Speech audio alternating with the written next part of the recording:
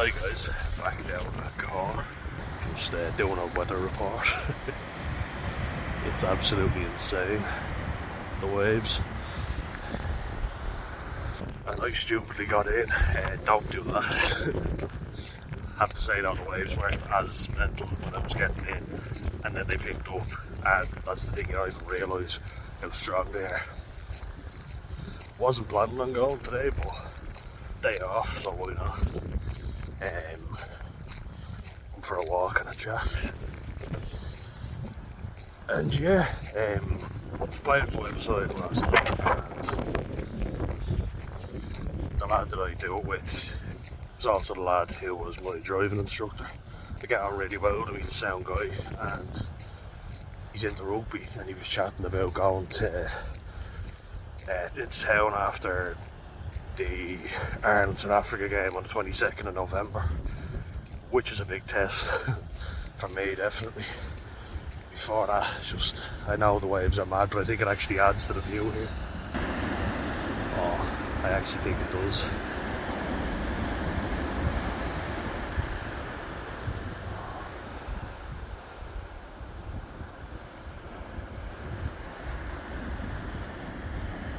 We're getting a big one now.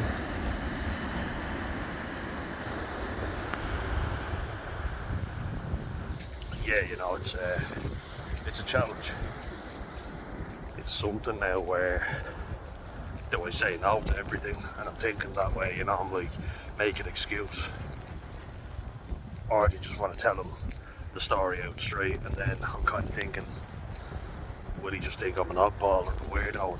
I like this guy, you know, I would happily go for a few Heineken zeros with him, you know, 100%. But it's something, you know, it's fruit for thought, because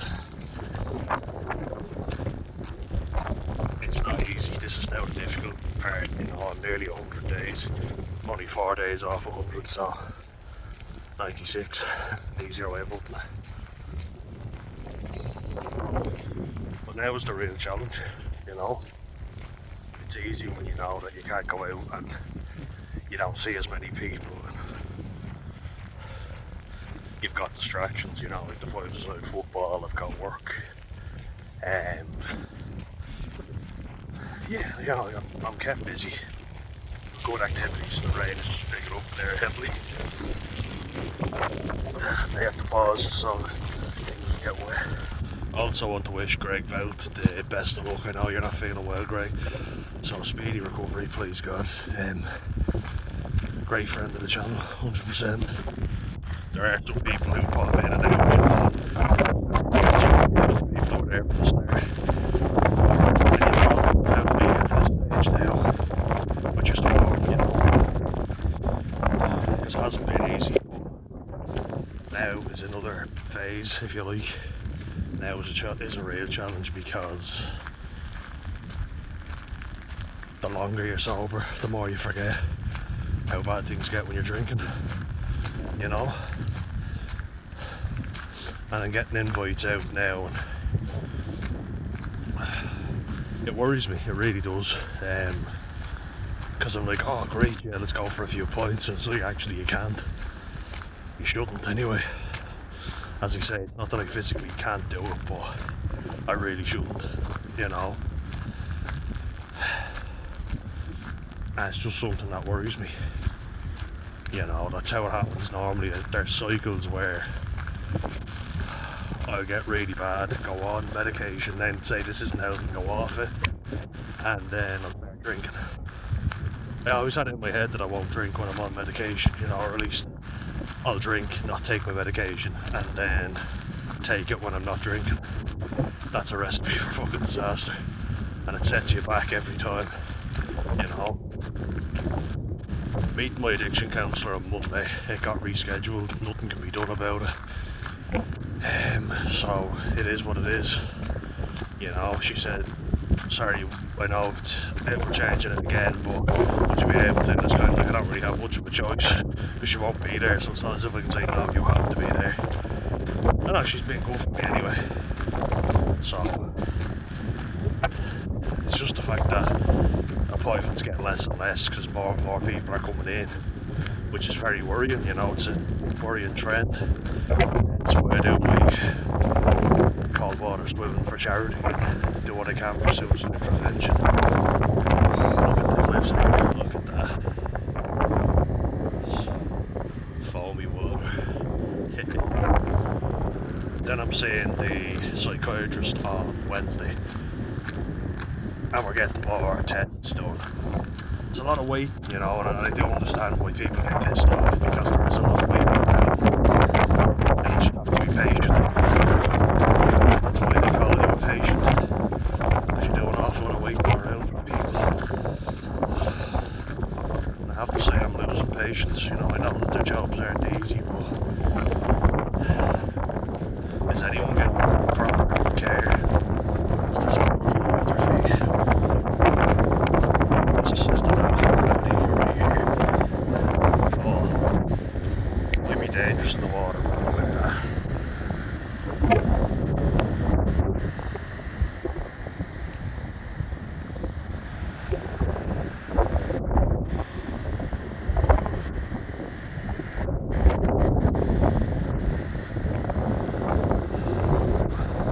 So yeah, that's the story anyway, guys. It's a work in progress. Doing all this work now. If I was taking this suicidal for AA, Alcoholics Anonymous, I was thinking about giving it a go. It's taking it with the present.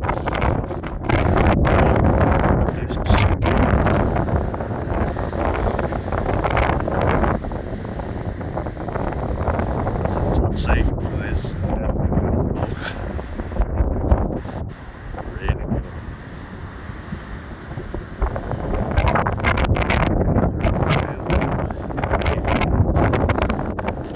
Yeah, I've never been to AA before. Just the way it's portrayed, it makes it seem kind of miserable. If anyone has any experience of it, just let me know how you found it. But I think the more we talk about it, the better.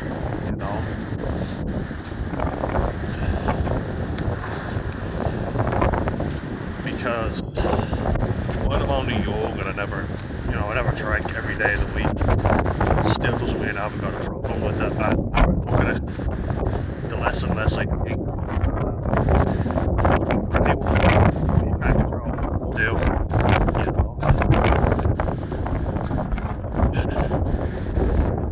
Sorry, I have to show you with this angle.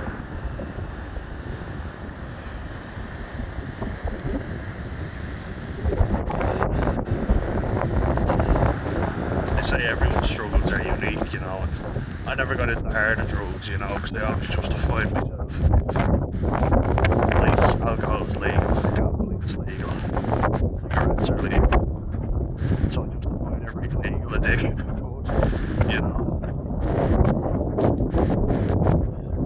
None of our good. Alcohol.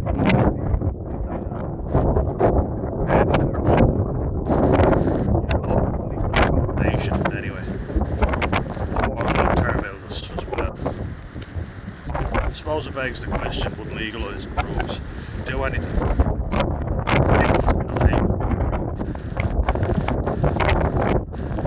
And going back to dialectical therapy, one loved was if I'm not in my rational brain and I'm in my emotional brain, I can think about stuff rationally, And apply that. But if you apply it to something like that, should be very rationally about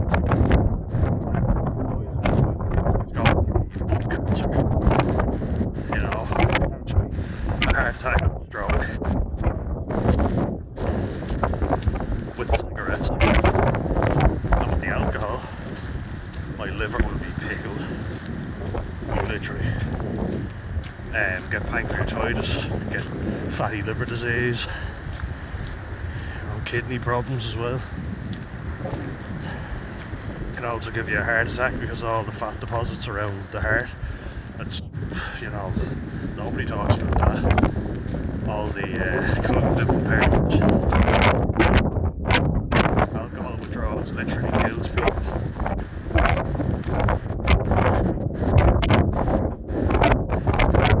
Trying to do this, you know, like kind of bad days, win days. Yeah, absolutely. I always did, you know, that's the thing. Like, people say, oh, you're worried about getting away. No, fuck that. What could be better than this?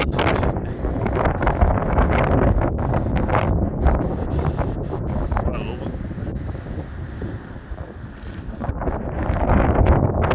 But you know, most people don't. Most people would rather be stuck indoors.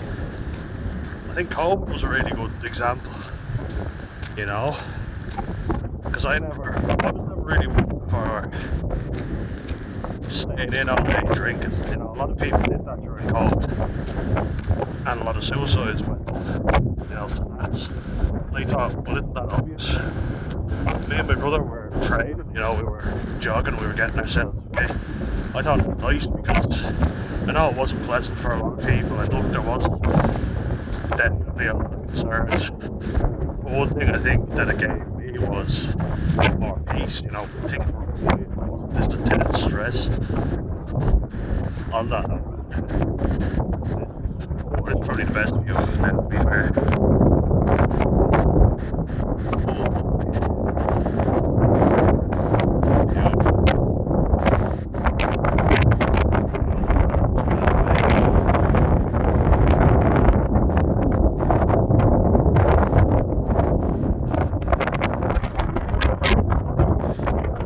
Overweight, badly overweight, you know, and I'm still trying to lose weight, which is harder with the medication I'm on. It's definitely easier when you're not drinking, you know. I'm doing all I can, that's what I know anyway. I used to force myself to get up really early. I'm not really doing that now at the minute because I don't have to. I'm blessed with that, you know. Mornings are very actually like shit. It's me in a way.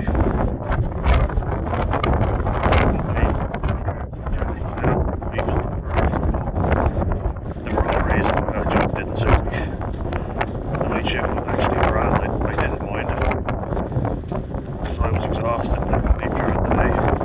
Don't agree, if I'm being honest.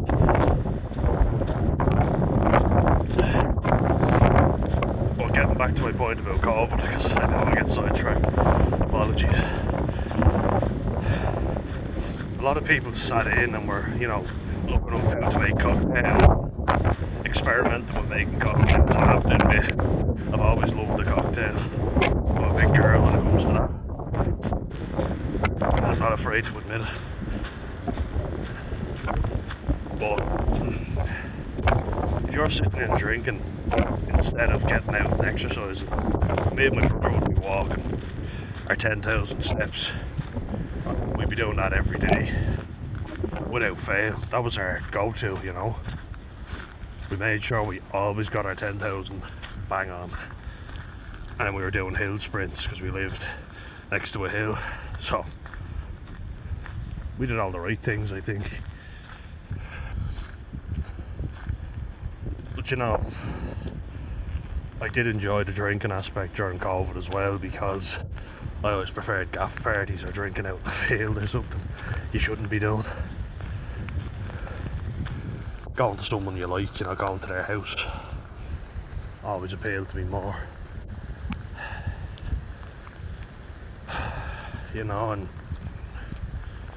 now I just think that I don't want to go to nightclubs and bars, and I still want to have mates, you know, and I'm building up skills in myself, you know, skills.